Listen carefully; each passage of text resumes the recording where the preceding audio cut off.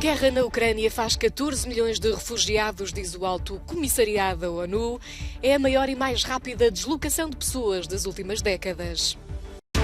Agravam-se as inquietações em torno da ameaça nuclear. Militares dos Estados Unidos afirmam que Moscovo já debateu ataque nuclear contra a Ucrânia. Coreia do Norte lança míssil intercontinental. Os Estados Unidos pedem a aplicação das sanções da ONU contra Pyongyang. Apoiantes de Bolsonaro manifestam-se em frente a quartéis do Exército para pedir intervenção militar contra a vitória de Lula da Silva nas presidenciais brasileiras.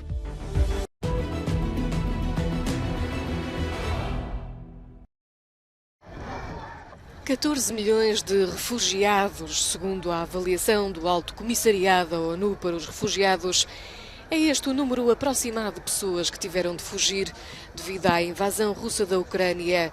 Trata-se da maior e mais rápida deslocação das últimas décadas, mas as Nações Unidas defendem que a Europa é capaz de lidar com a crise.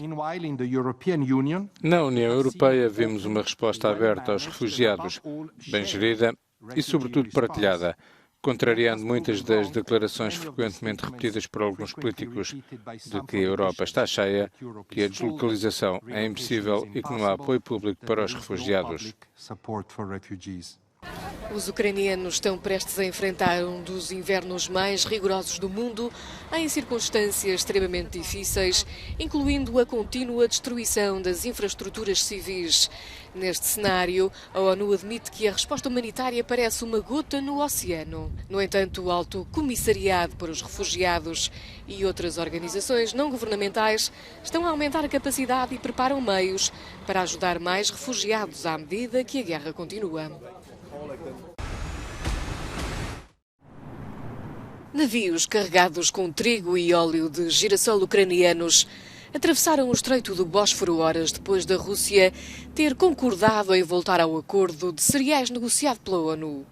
O regresso de Moscovo deve-se às manobras diplomáticas da Turquia. O presidente turco Recep Tayyip Erdogan anunciou os avanços nas negociações depois de um telefonema entre os ministros da Defesa da Turquia e da Rússia. O presidente da Ucrânia prontificou-se a agradecer os esforços do líder turco. No habitual discurso noturno, Volodymyr Zelensky disse que a retoma do acordo era importante para todo o mundo e que havia apenas uma ameaça à segurança alimentar mundial, a Federação Russa. Por seu lado, o presidente russo Vladimir Putin disse ter recebido garantias suficientes de Kiev sobre a desmilitarização do corredor marítimo para regressar ao acordo que permite que a Ucrânia exporte os cereais. A retirada da Rússia tinha reacendido os receios sobre uma crise alimentar, uma reação motivada pelo que Moscou apelidou de ataque terrorista com drones à sua frota no Mar Negro, no porto de Sevastopol, na Crimeia.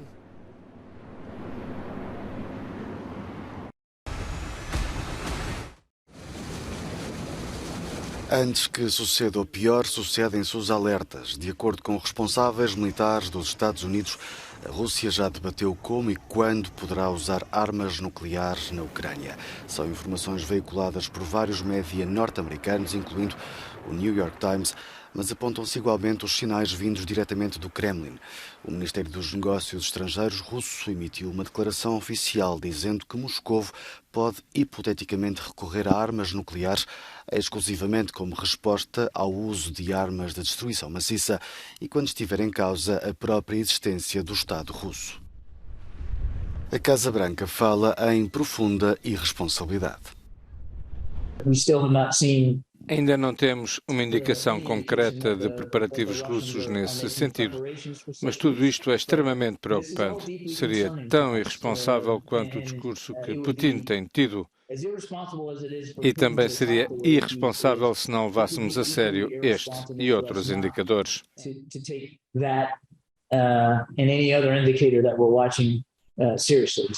Há 2 semanas, o ministro da Defesa russo avisava que a Ucrânia prepara um ataque com uma bomba suja, ou seja, uma bomba que dispersa material radioativo, sem avançar com provas concretas.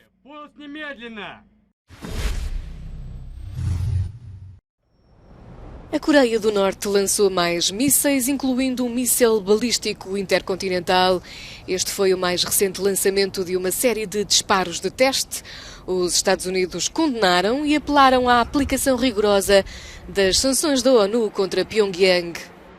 A população da ilha sul-coreana de Ulleung foi aconselhada a procurar abrigo. Os lançamentos de mísseis da Coreia do Norte são atos de provocação graves que ameaçam a segurança e estabilidade da Península Coreana e do mundo e uma violação de uma resolução do Conselho de Segurança da ONU. Exortamos a Coreia do Norte a pôr fim a estes atos de imediato. No entanto, o lançamento do míssil intercontinental nesta quinta-feira parece ter falhado, disse o exército sul-coreano. Os lançamentos de mísseis são ultrajantes e inaceitáveis. Dei instruções aos funcionários para determinarem os danos e fornecerem informações ao público japonês. Pedi também uma análise minuciosa dos lançamentos. Os lançamentos tiveram lugar um dia depois de Pyongyang ter disparado mais de 20 mísseis. Os líderes norte-coreanos ameaçaram retaliar contra os militares sul-coreanos e norte-americanos.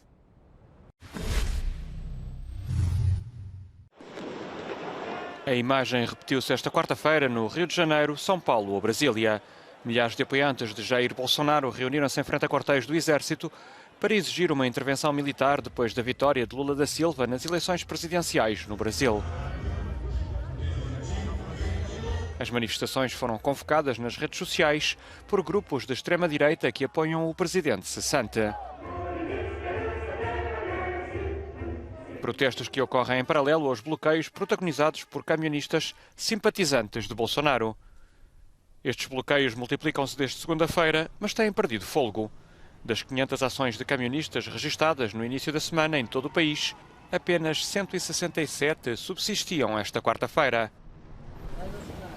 Os cerca de 2 dias de silêncio de Bolsonaro na sequência dos resultados eleitorais alimentaram os protestos. No breve discurso finalmente pronunciado esta terça-feira, o presidente justificou as manifestações pacíficas e, apesar de não ter admitido diretamente a derrota, disse estar disposto a respeitar a Constituição.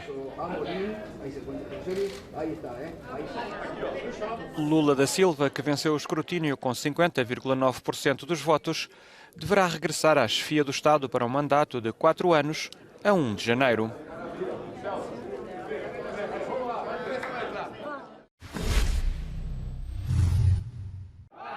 Apesar da repressão e das numerosas detenções, o movimento de protesto que tem vindo a abalar o Irão há mais de 1 mês e meio continua. Segundo a organização não-governamental Iran Human Rights, quase 300 pessoas morreram durante as manifestações.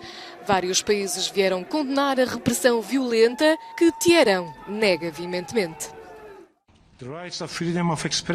Os direitos de liberdade de expressão e de reunião pacífica são reconhecidos pela Constituição iraniana. Além disso, o aproveitamento destes direitos pelo povo iraniano tem sido sempre apoiado pelo governo. Apesar das repetidas ameaças das autoridades iranianas, os protestos continuam sem cessar, com concentrações em zonas residenciais, universidades e nas principais avenidas. O Irão tem sido palco de protestos desde a morte de Mahsa Amini, a 16 de setembro, a jovem mulher que foi presa por usar o véu islâmico incorretamente.